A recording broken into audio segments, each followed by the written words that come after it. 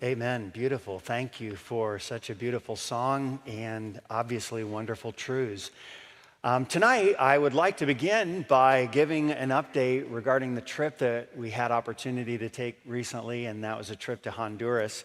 Couple of shots. First of all, we're going to show a few pictures tonight. This is the team that went from Campus Church, and that was Julie and I and Dr. Zach and his wife Stacy. This is when we landed in Honduras, and God's good timing and the way He made that trip happen. We've had it planned, of course, for a long time.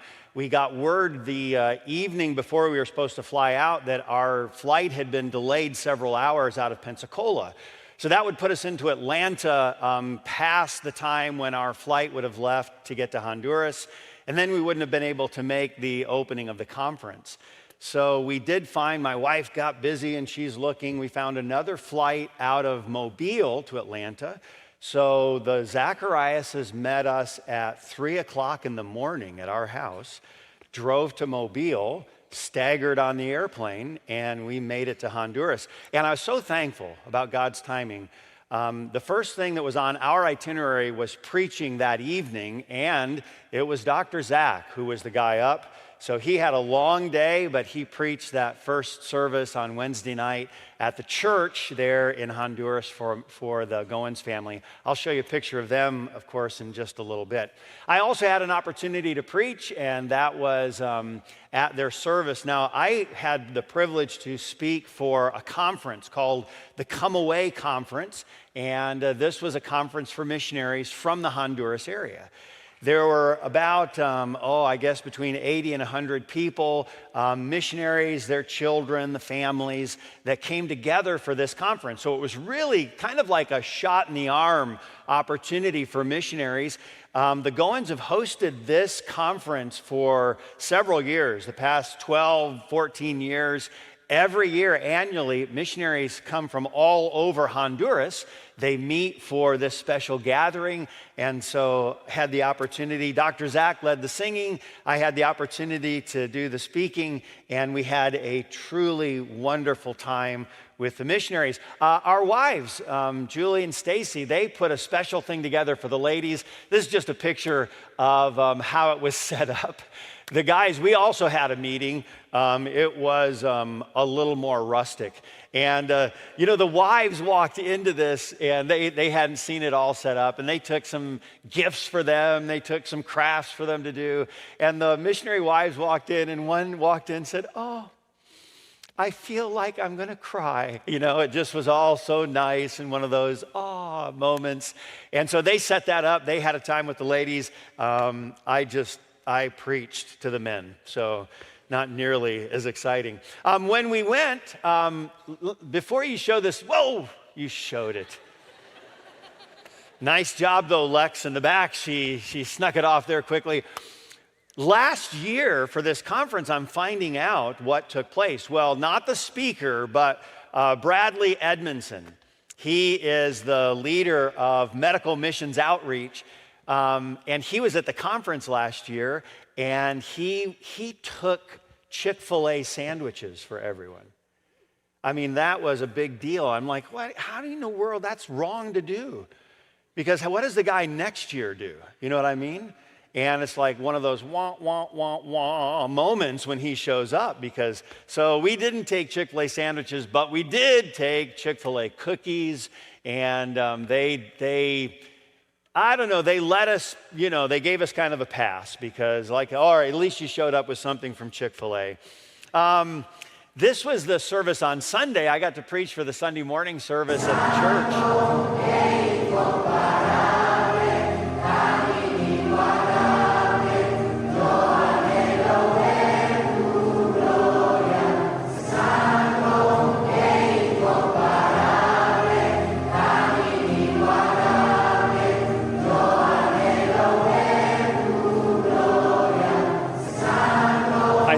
Just keep doing that over and over again, so we'll cut it off there. But this was the church service that obviously is the church where Matt Goins is pastor. Let's show a picture of the Goins family. I think I have one right here.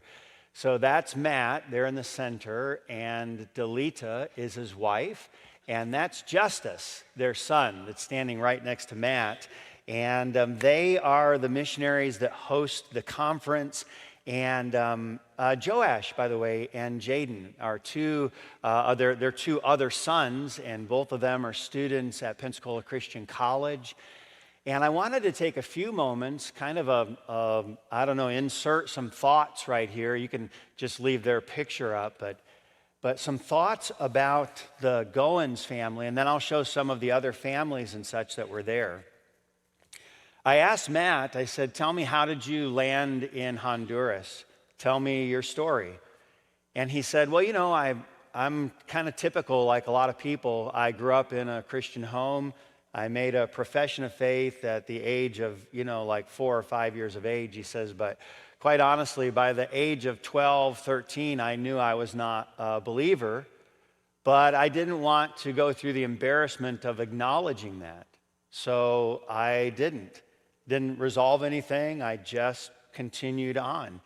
And then he said, the options for me as to where to go to college were somewhat limited. He said, I came to Pensacola Christian College, and here's what he said. He said, I went to PCC in the fall of 1996, and then I quote, he says, I was a hardened hypocrite.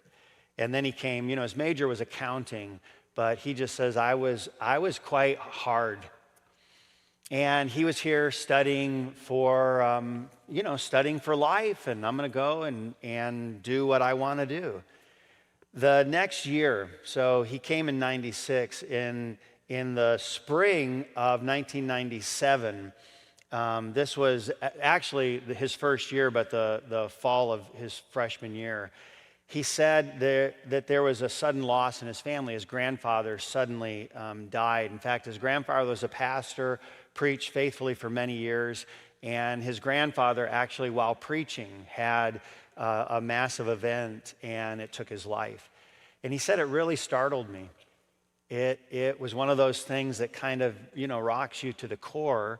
And he said it was the very thing that the Lord used to captivate my attention. He said that because of that, he went and he just started to rethink his life. He said he went back to his room because he knew what he needed to do, and he prayed and trusted Christ as a Savior. And then he said this, he said, it's so interesting, quite honestly, my life changed. My life changed. He started to walk me through, this was just when we were talking, he starts to walk us through what he started to do, what he started to get involved in, like, sign me up for, and I want to participate in. And he just said my life just started to change. And he said, I started to rethink my whole life purpose and felt God calling me into the ministry, but I was willing to do whatever. And then it was during a missions conference at Campus Church in the spring of 1998 where he said, I'm volunteering. Sermons and messages were preached, but God had just been working on his heart, and he said, all right, I volunteer. Lord, if you want me, I will go. And then through a series of events, he landed in Honduras in December of 2004. And that's where they've been. Now, there was, language school and all the things that, deputation, all that happens before. But since 2004, they have been ministering in Honduras. I have a couple pictures. Let's show the next one. This is the picture of their property. I wish you could see it in person. If you've ever been to Honduras, this is such a startling change from what you see. Honduras is a third world country, but when you pull onto the property, that when the Lord gave them this property, it was just, it was a rough field. It was overgrown and just what you'd think about some desolate, filled with trash kind of place. But the Lord raised up a ministry on this property that today I just stand back at. And I mean, the Zacks and us were just like jaw-dropping open. We've supported Matt Goins since he's been on the field. But how my eye did affect my heart to see the work that is taking place here. Now, of course, the church work was the first. So they started in little buildings and storefronts, and then a building, and then they started to work on the building. And to get this property to the place it is right now, it's just one miracle after another after another. And it's not just the church. The church, of course, is there. You can kind of see tucked back to the right just a bit. There are two buildings back there. That is Hope Children's Home. I think I might have a picture next of that's just the symbol for it, and that's John, the Honduras director of Hope Children's Home, standing there next to Dr. Zach. This is a ministry where children come, and they are, of course, there 24/7. And the opportunity for influence in the lives of these boys and girls is nothing less than profound. We spend a lot of time with the kids. During our downtime, we're usually out, we're playing soccer with them, we're playing on the swings, and we're running around, and we're just having fun with the kids. In fact, we had dinner with them one night in one of the two homes, and the kids they're just kids hungry for interaction and for adult attention. To be walking down, out in the field and have one of those little boys, a 5-year-old boy come up and just grab hold of your hand and want to walk with you and hold your hand and say, come push me on the swing, or kick the ball, or let's play with, and just quite remarkable. This is one of the ministries on the property there at the ministry of the Goins. Lots of opportunities. This was one of the... This is one of the school classrooms. And of course, the need for people to invest in their lives in children through a ministry like this is ongoing. And I don't know if did we already show the picture of the swing? Did that one come up already? Just kids, listen, there's always a need to push a kid on a swing too. You say, I can't teach, can you push a child on a swing? If you say, I haven't had that class yet, but I think I could, all right? There's opportunity for ministry. It doesn't matter what you do. Some people would say, well, I'm kind of up in years. Do you have grandkids that you like to play with? Yes, I do. Listen, you could adopt a lot of grandkids, and the ministry opportunities are everywhere. There's another ministry on their property. I don't have a picture of the building. I do have one on the inside. It's the surgical center. This is in partnership with Medical Ministry Outreach. They built a state-of-the-art surgical center that's right there on their property, and it is state-of-the-art. It's really remarkable. You walk in and you just see, room after room, equipment and all the things necessary. And they bring in these volunteer teams, and they do, over and over and over and over and over again, they do surgeries that are free of charge to people in Honduras. And guess where they get the list of people to do surgeries? They get the list of people to do surgeries from the local hospital, because there are people who have been waiting for years for surgeries. And so teams come in, of course, they share the gospel, then they meet physical human needs. They were also seeing patients. I think you'll see a picture of one of them who was quite ill. And fortunately, he was able to get some necessary help. Let me tell you about another one of the missionaries that's there, and that is Leroy Ralston. And so we had opportunity to be with the Ralston family. This is Leroy, his wife Amber, their kids Lee and Callie and Jacob and Cora. And we had a wonderful opportunity to interact and fellowship. The Ralstons were there at the conference. And then Sunday afternoon, we had an opportunity to go to the city where they're ministering. And they're they're a few years behind in the development of the property, like the Goins are, but they're charting down the same course. They just finished the major construction for this building. So again, it's just a wonderful facility. They have property, they have some other buildings constructed on it, and now all the finish work takes place. Here's another shot, I think, of the inside of the property. It is a big building, and they're already meeting in there. They set up chairs and such. The doors are not yet all on the exterior. There's a railing that they have, but they have to get it installed all around that kind of upper walkway. Classrooms, living facilities on either side. This last year, they began a school ministry. Hondurans understand the value of education. So they began a school ministry. They started with kindergarten because that's where you begin, and they're going to add a grade every year as the Lord provides teachers. So let me say that again. They're going to add a grade a year as the Lord provides teachers. Let me tell you who's teaching right now. Let's back up a slide. Back up a slide. One more slide. One more. No, that's the slide. Okay, so if you look in the middle, let's see, there's Amber, right? She's standing next to Stacy Zacharias. She is, I don't remember how many months pregnant. Julie, you might remember, but she's several months pregnant, so she's about to have another baby. They have a 2-year-old. You can see their 2-year-old, and so she is the teacher right now. So they have, let's see here, they have 4 kids. They have a 5th on the way, and she's the teacher. And you say, well, man, you took a lot on yourself. This is not sustainable. And I told Leroy, I said, that's not sustainable. You can't do that forever. And he's like, I know, but right now they are carrying a load for a season.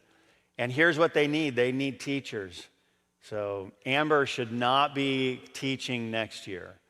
But they need a kindergarten teacher. They need a 1st grade teacher. And they need people to come and help continue to advance the work. I asked Leroy about his testimony. He said, I was saved at 5 in Awana on a Wednesday night. And he said, I came to PCC. He's a PCC student as well. So he sat where you did in Campus Church, was involved in classes where our college students would have been involved in classes. And he said, I came as a criminal justice major because that's what I wanted to do. But he said, I had known since I was a young man that God was leading in my life to serve him in vocational ministry. God calls us all to serve him full time. So let me say that very clearly. God calls all of us to serve him full time. Whether you're in accounting, whether you're in criminal justice, whether you're in ministerial program, whether you're working in the print shop, whether you work here on this campus somewhere, whether you work in town doesn't matter. God calls all of us to serve him full time. But God calls some of us to serve him vocationally, where that's our vocation. And that's what Leroy said. He said, I knew God had been calling me to vocational ministry. And then he said, while I was at Pensacola Christian College, I kept hearing the word continually. The word continually just kept coming and kept resonating. And he said, God just continued to work in my heart toward this. And then he said, after going on a missions trip, after his freshman year, he said, I came back and I knew what I needed to do. So when I came back my sophomore year, I changed my major to missions. And then I said, how'd you land in Honduras? And I'm going to tell you about that at the end of these photos. While we were there, we had opportunity for lots of, like, oh, wow, this was fun, this was nice. I don't know if you know much about Honduras, but they have some really great coffee, all right? How many of you like coffee? You like coffee? Okay. They have great coffee. This was one of the, oh, man, you hate to sip it because it's so beautiful, but it tastes even better than it looks. So they have great coffee, great food. We had a lot of great food. I think, yeah, a fish head there in Justice's hands. Matt's holding up the remnants of that which was left behind. And we had a lot of great food, great coffee. I mean, all of those things we had and enjoyed. But I will tell you, that's not the thing that stands out about the trip. The thing that stands out about the trip are those people that we had the very special opportunity to just come and say, hey, can we, in just a little way, kind of pour into you? Because you have been so consistently pouring into the lives of others. And that's what they do every day. Like, I'm going to pour out a little bit more and pour out a little bit more. So we came in And man, I know we didn't have a lot to offer, but whatever we had, we just tried to pour into those people who so consistently give to others. When I asked Leroy, I said, "Hey, Leroy, what are your greatest needs?" And sometimes I'm thinking he's going to say, like, "We need $20,000 to help with the finish work of the building," or "We could use a generator or the house that we're trying to put up on the property right now, it's kind of stalled and we need some funds to be." I'm kind of anticipating, he said this, he said, and I will quote him loosely, but he said this, he says, "Bar none, our greatest need is people to come and help with the work." And I think that it would be primarily the answer that you'd hear over and over again from those people who are there pioneering work. I mean, they're just, let's establish a group of believers. Let's begin the work of discipleship. Let's pour ourselves into them, and as they become mature believers, then they're going to start to pour into the lives of others and see this person come to know Christ, and then we'll build a church. By that I mean people. And then we'll build a building, a place for the church to meet, and then we'll see about some other additional support ministries that can help advance the work of seeing lost people come to Jesus Christ so that they can also become disciples, followers of Jesus, and call others to do the same. What is the great need of missions? Well, the great need of missions is missionaries, people that will continue to do the work. People like Ever and Carol Saunders. Carol went as a single missionary, and Ever is quite a neat guy. Ever is a Honduran, and the Lord brought them together, and of course they're married and have two beautiful children. Ever and Carol, Ever is a master welder. I mean, he is a master. He works with the Rollins. He designed and built the rafters like a mechanical engineer. He designed them, he built them. I mean, Ever is, when I talk to Leroy about Ever, he says, "Listen, I couldn't do the work without a guy just like him." And of course, Carol involved in the work of the church and discipling children, and you know, those are the kinds of people that make missions move. They're missionaries. Think about Nate and Corey Mortensen. This family, you know, they work with the Goins, and Nate and Corey, they are the great gap fillers. Like, what needs to be done? Nate was a police officer. One of the sheriffs for Escambia County. I mean, he's just working his job, doing life, and he's a police officer. So the Lord starts to work in his heart. Like, oh, man, I think I'm supposed to be doing. And so they surrendered to the work of missions, and now they're in Honduras serving with the Goins, and they just, wherever there is a need, they fill the need. You say, well, is he a preacher? Well, he preaches and teaches, but I would say that might not be what he calls himself. He's an assistant pastor there, but you know what he is? He's just like, how can I serve? What can I do? And Corey, man, they both, during the course of this conference, we just watch them. They're here, they're doing whatever needs to be done. I wonder, sometimes we think, well, I could never do missions. Well, can you fill gaps? Like, what needs to be done? How can I do that? What can I take off your plate so that you can do X, Y, and Z? I can do this, so you can do that. Really, what Nate and Corey are doing, man, they're doing the work of missions in what we might think like, oh, that's missions, but they're doing missions in ways that sometimes we'd say, wow, that's missions? I could probably do something like that. I have one more picture, and I wish I had a better photo, but it's just us three. And I wish you could see Julie Hodges, which is Sam. Sam's on the right there. And then Joseph, I wish you could see Abby, his wife. But Sam Hodges went to Honduras years ago. I mean, I can remember when I was youth pastor here at Campus Church, we'd hear about Sam Hodges, Sam and Julie in Honduras and doing the work and got a little storefront going and, whatever. This was, I know Sam Hodges. He comes to our missions conference. He and Julie, I'm sure, are going to be here this fall for our missions conference. Joseph, his son, he and Abby, they're newer there, so they're just kind of starting out in the work that Joseph grew up with. I'd hear about him. I'd see him here over and over and over and over again. And this is not an exaggeration. I'm not saying this for effect. I'm not trying to say this to have a bigger, oh, yeah. I'm saying this because over and over again, I heard the name Sam Hodges brought up with missionaries who are serving in Honduras.